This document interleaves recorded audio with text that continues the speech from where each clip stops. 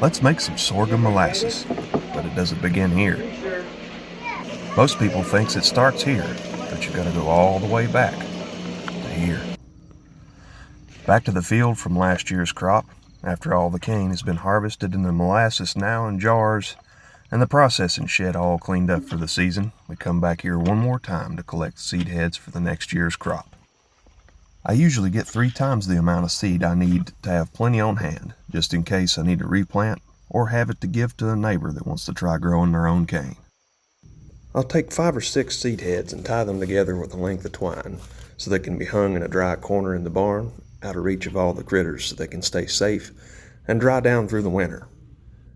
And then we wait until spring, where this year we decided to expand the field, leaving the old section for the feed corn for feeding the chickens and the new ground exclusively for this year's cane crop.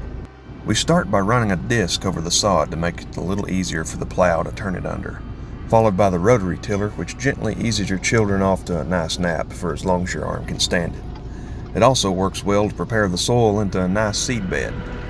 Next comes the seeder, which we use to plant both the corn and the cane, with a little 19 to give the plants everything they need to thrive. Shockingly, this particular seeder also requires the watchful eye of your other child to ensure it's properly functioning. After a week or 2, the plants emerge from the soil, requiring us to run the row cultivator between the rows for weed control. As we get into summer and the soil starts to dry from a lack of rain, we can make it rain all on our own using aluminum pipe, sprinklers, and a gasoline-powered water pump. Although I prefer it to rain the way God intended, as it requires a lot less effort from me. After about 4 months, the cane is finally ready to harvest. To prepare the cane to be ran through the mill, it must be cut down, all the leaves removed, as well as the seed head.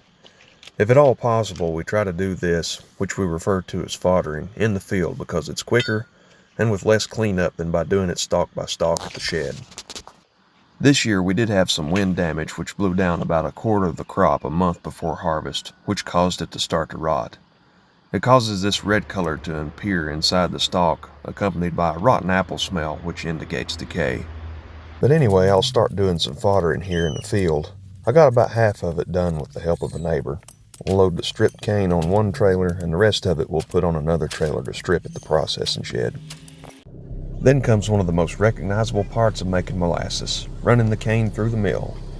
I like to, if at all possible, have a batch ready to start cooking first thing in the morning, so the night before, as long as it's cool enough outside to keep the sweet juice from beginning to ferment, we'll squeeze out about 75 gallons to have ready for the next day.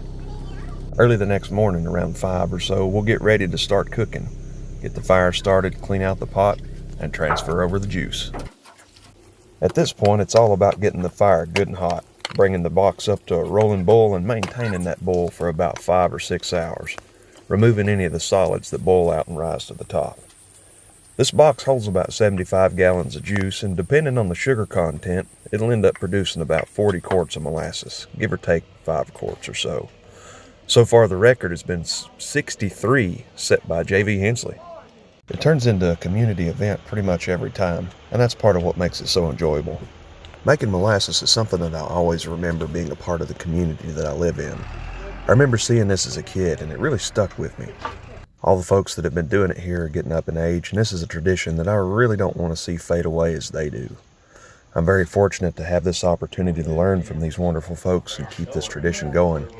You can really see the golden color of the molasses now as we get into final stages of the cook. We'll constantly scrape the bottom of the pan to help prevent it from burning, all the while watching the size of the bubbles and how long they stay after they pop to determine whether or not the run is finished.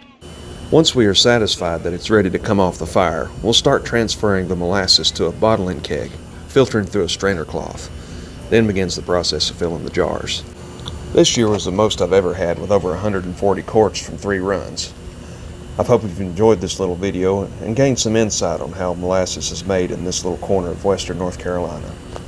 I can't end this video without acknowledging these 3 men who have taught me everything I know about making molasses. From left to right, Lawrence Cutshaw, Robert Lee Cutshaw, and J.V. Hensley. I truly appreciate them for taking the time to show me how to do this. And thank you all for watching. God bless.